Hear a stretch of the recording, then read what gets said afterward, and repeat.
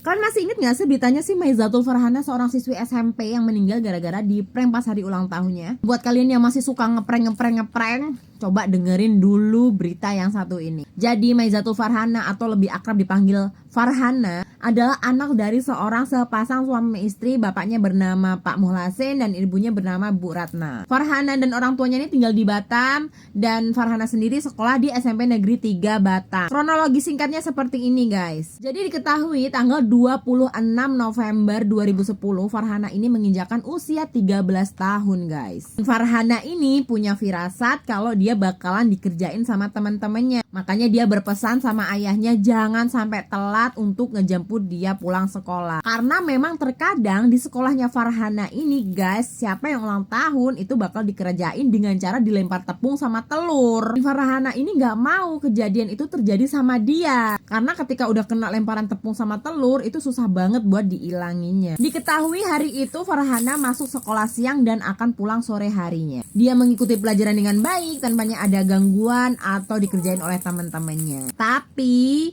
ketika jam 3 sore saat jam istirahat, aksi dari teman-teman sekelasnya ini mulai dijalankan guys. Jadi ada sebagian temennya yang bertugas untuk ngajak si Farhana ini untuk ke kantin guys. Dan di saat yang bersamaan sebagian teman ini masuk ke kelas lalu mencari tasnya si Farhana. Di situ mereka memasukkan sejumlah uang 300.000 dan satu buah HP. Dari sini kalian udah bisa tebak kan skenario apa yang udah direncanain oleh teman-temannya. Singkat cerita, bel masuk akhirnya berbunyi. Kebetulan sore itu pelajarannya matematika. Yang mengajar sendiri adalah wali kelas mereka yaitu Ibu Yani. For your information ya guys, Bu Yani itu udah tahu skenario dari teman-temannya si Farhana ini guys. Jeng jeng jeng, akhirnya drama dimulai guys. Seorang siswa bernama Ziko seolah-olah kebingungan karena dia kehilangan uang. Lalu wali kelas mereka yang bernama Bu Yani ini pura-pura bertanya kepada Ziko, "Kenapa Ziko? Kamu kok kelihatan seperti orang kebingungan?" Lalu si Ziko ini menjawab, "Guys, iya Bu, saya kehilangan uang 300.000 saya yang saya letakkan di dalam tas." Lalu seorang siswa yang bernama Syifa juga mengatakan kalau dia kehilangan satu buah HP yang dia letakkan di dalam tasnya. Mendengar itu,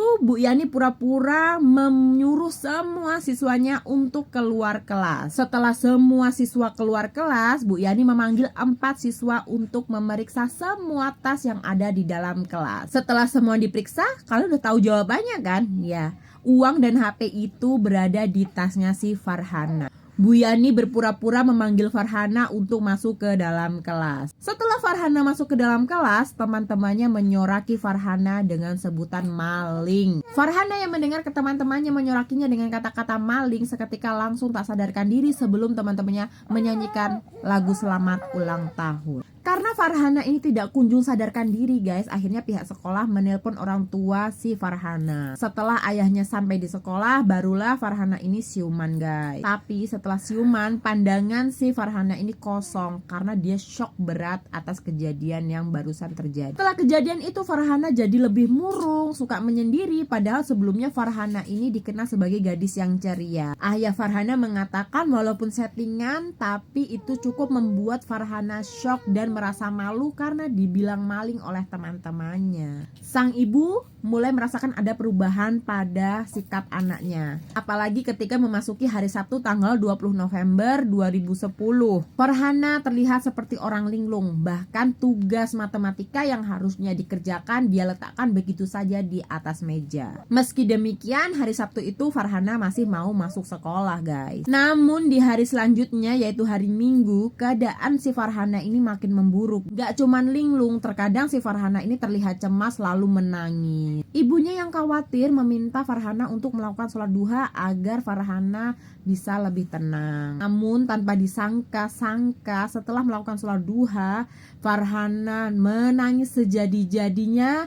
Dan pada saat itu Farhana sudah tidak nyambung lagi diajak bicara. Tidak hanya itu guys, Ketika diajak ngaji, Farhana ini terbata-bata bahkan terkesan seperti orang yang baru belajar mengaji. Yang lebih mengkhawatirkan lagi, si Farhana ini tidak bisa tidur dan tidak mau makan, guys. Karena kondisi yang demikian, akhirnya orang tua Farhana ini membawa Farhana ke Rumah Sakit Budi Kemuliaan atau biasa disebut dengan RSBK. Dokter mendiagnosa Farhana mengalami pendarahan jaringan otak. Lebih parahnya, kondisi ini terus-menerus memburuk hingga dokter mengatakan ia mengidap peradangan otak.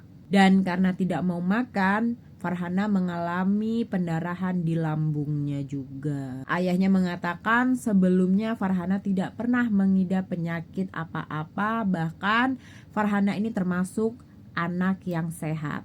Tapi karena besarnya pengaruh depresi membuat tubuhnya menjadi kritis. Farhana 2 minggu dirawat di rumah sakit dan hanya 2 hari dia siuman. Di saat itu dia masih sempat memanggil nama ayah dan ibunya sebelum akhirnya Farhana menghembuskan nafas terakhirnya. Di hari Kamis tanggal 10 Desember 2010 jam 4 subuh. Ini berita tuh sedih banget ya. Waktu membacanya itu bener-bener kayak sedih banget. Ya Allah, semoga gak terjadi lagi hal-hal yang demikian gitu loh. Dan kalian juga harus tahu bahwa gak semua orang ini bisa di prank, guys.